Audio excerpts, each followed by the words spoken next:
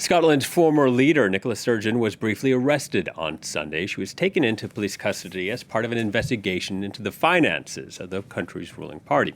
After being questioned for 7 hours and being released without charge, Sturgeon insisted she has done nothing wrong. Over the past 2 years, police have been investigating what happened to over £600,000 of donations that were given to Sturgeon's Scottish National Party by independence activists for use in a future independence referendum campaign.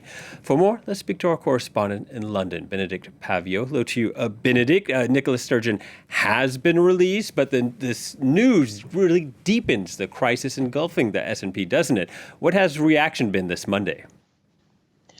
Well, huge pressure on the new First Minister, 2 months only into the job, Humza Yousaf, because there have been calls from the opposition, but also within the Scottish National Party itself, the governing party of Scotland, for Nicola Sturgeon to be suspended. So what is his decision? Well, a short while ago, Humza Yousaf says he will not suspend Nicola Sturgeon from the SNP. He said he saw no reason to suspend a party member who has been released without charge.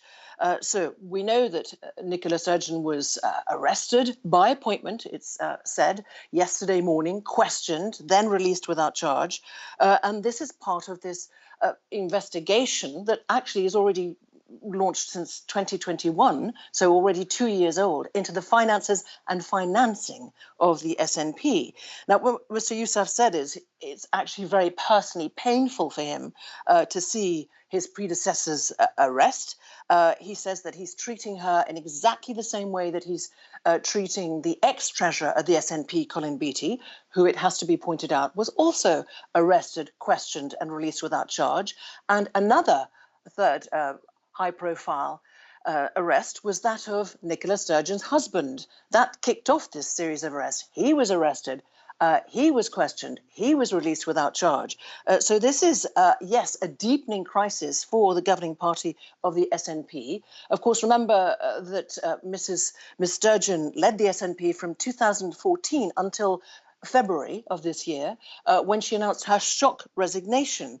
Now, she insists, or insisted last night in a tweet, in a statement, that she was absolutely, completely innocent of any wrongdoing, and she wants to be able to go to Scottish Parliament and represent her constituency of Glasgow. And it seems now, Humza Yousaf not suspending her, she'll be able to do so.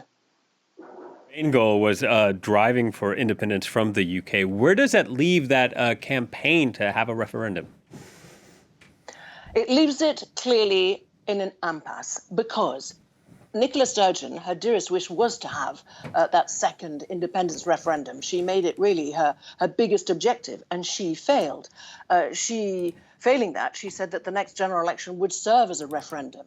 But the matter is that actually Scotland is part of the United Kingdom, the UK. It is for the British government to actually greenlight it, grant permission, as it was done for the first independence referendum. So it didn't happen under Nicola Sturgeon, and it seems Humza Yousaf is very much hoping that it will happen under him as First Minister. But the Westminster government, as it's called often here, and Rishi Sunak doesn't seem like he's going to change his mind.